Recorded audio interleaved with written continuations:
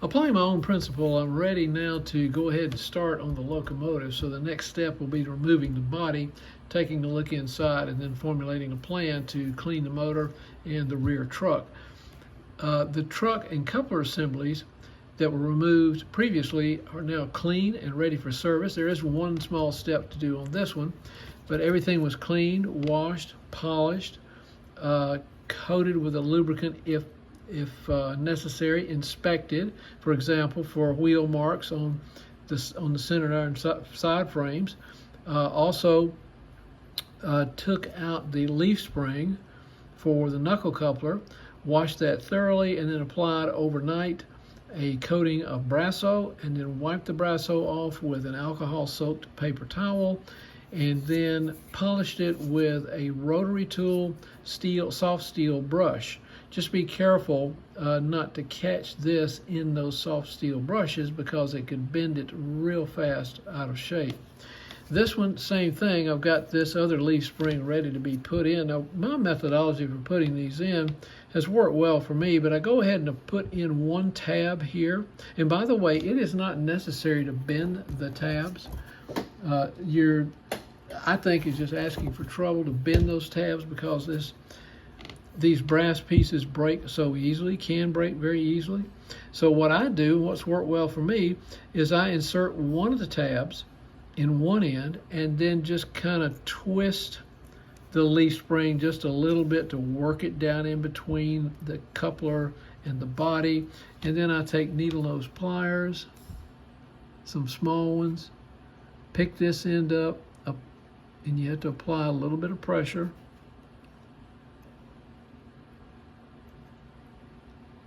It won't hurt it. Keep it going until the tab drops into place. And then you can kind of reposition the leaf spring by just pressing on both sides of it like this. And then you have a nice leaf spring action. I will put a little CRC 226 because it's compatible with plastic for its lubricant capabilities on the leaf spring so that I get maximum ease of lateral movement on the knuckle coupler. The last thing is to put the shoe back in the shoebox. Now, during the cleaning process, I went ahead and I cleaned this shoebox thoroughly, polished it, and treated it with mineral spirits to get all buildup of carbon micro arcing off of it. And these things always have plenty on the interior. The next thing I did was to center the box. Now, I noticed that one of the previous owners had shimmed the box. If you can see that little tiny shim right there, they had shimmed the box to hold it steady by putting it in that opening right there. So somebody realized that it is important to have these that don't rock back and forth but hold steady. I've actually seen these rock so much under the right conditions with the spring putting too much pressure in one direction. I've actually seen these slide contacts fall inside the rail instead of touching the top of the rail. And of course, that's just a recipe for disaster because they can collide with so much. So the first thing I do is square the position, and you know the box has tabs on either end. I square the box up to be parallel with the side frame. Then, right on where the tabs are located, I put a drop of crazy glue, just one small drop. And of course, I've got this clamped during the entire process. I set that aside overnight to cure because the only thing I want to use the crazy glue for is to hold this shoe in place while I put down a small bead of JB Weld down the side, each side, as you can see there. The JB Weld is going to hold it permanently. I don't put it on the bottom because you don't want that JB Weld or even the crazy glue to go into any openings on that shoe, because if you get anything inside of that shoe box, you could be putting something in there that obstructs the shoe from moving up and down freely. So just make sure that nothing goes in.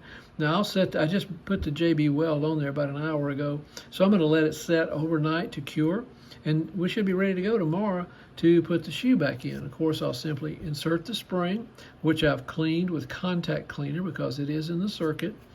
and then I'll put the shoe back in, making sure the tab is on the outside, and I'll probably have to compress it a little bit with needle nose pliers just to get the tab to hold, but hopefully it won't bend the metal. Now if it does bend the metal, just be patient, start over, bring it back out, spread it a little bit, and then go back and use your touch with your hands in the needle nose pliers to get that back in there.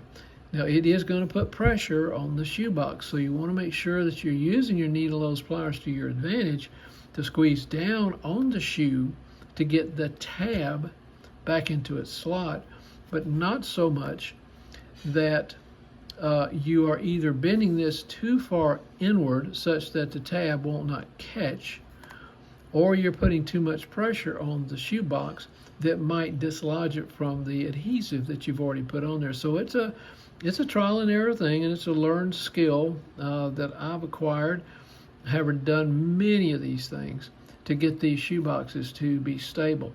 Of course, going back to the reason I put the crazy glue on there is it's to stabilize the shoebox while I put the JB weld on there, because I don't want the box rocking while I'm trying to get the weld on there. So that crazy glue really helps just to stabilize it during that process. The JB weld that holds the shoebox in place has had 36 hours to cure, so I have good confidence that it is ready to go and is going to hold the shoebox in place. Had these center iron side frames been black, I probably would have used a marker pen to blacken some of that JB weld, but since it's this silver type color, it blends in pretty well with the color of the JB weld and the color of the center iron side frame. Now I'm ready to reposition and actually insert the shoe. Several ways to do that. Some would put the spring in the shoe first, others might want to drop the spring in. I'd just do whatever seems to be convenient. In this case, I'll just drop the spring in. Now the key is to squeeze the shoe just enough to get that little tab right there inside the box. Not necessarily in the slot, but at least in the box. You don't want to leave it there long, because it's going to be putting pressure on the shoe box against that JB weld, against its welded position. So I'm going to use about a medium-sized needle nose pliers to simply squeeze the shoe. Sometimes you have to reposition the head of the pliers so that you can get enough pressure to squeeze it down and just keep rocking it until it drops in. Now it is possible that you might squeeze it too much such that the tab won't hold. That's okay.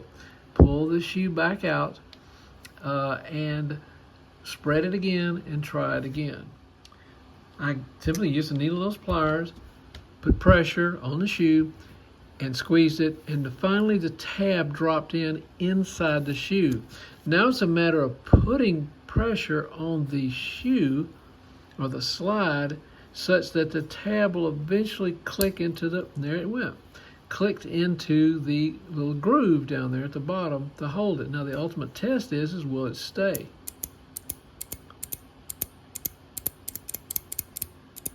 Seems like it is. I want to make sure I can see the tab or feel it extending into the slot. And it looks to me like it's in the slot sufficiently. I think you see the point. Trial and error might be required until you get the tab to stay in that tiny slot right there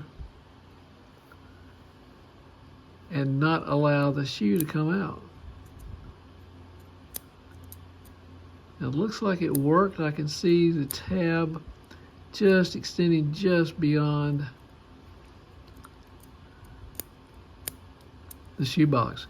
I would not recommend taking this flap at the bottom of the box, folding it up in order to adjust the shoe. That little flap is brass, and brass can snap very easily under pressure and heat of repeated movement, and I just wouldn't do that. Once that snaps off, you have no choice but to either get a new box, which I keep spares, to get a new box, or to JB Weld that bottom platform back onto the shoebox, which I don't think is really desirable. Now it seems like it's got good freedom of movement, which means none of the adhesives, I don't think they got in there, were ever in there. It's really got good movement. I don't think it's going to need any CRC 226 for any type of lubrication.